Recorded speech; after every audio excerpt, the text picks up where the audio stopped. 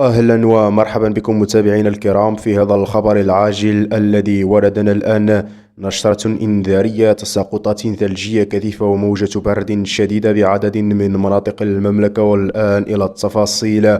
أفادت المديرية العامة للأرصاد الجوية الوطنية في نشرة إنذارية من مستوى يقظة برتقالي أن موجة برد شديدة ستهم عددا من مناطق المملكة، وستتراوح درجة الحرارة الدنيا ما بين -8 و-2 درجة، والعليا ما بين 2 و8 درجات بكل من عملات وأقاليم إفران، تازا، صفرو، بولمان، بني ملالة، الزلال، خنيفرة، الحوز، ميدلت وتنغيرة.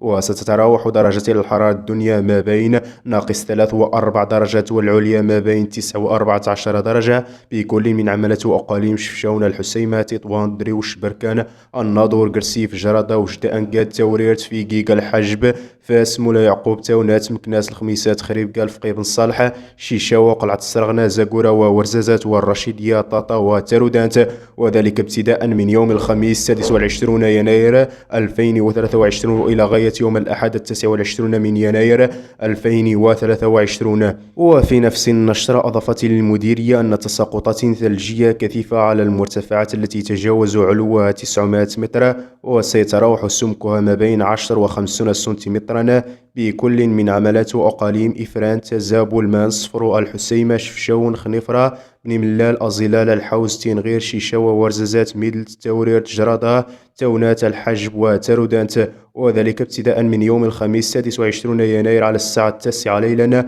وإلى غاية يوم الجمعة 27 يناير على الساعة 11 ليلا. وأضافت أيضا أنه من الممكن أن تشهد أقاليم دريوش، تطوان، فيقيق، قرسيف، الخميسات وخريبكا تساقطات ثلجية ضعيفة.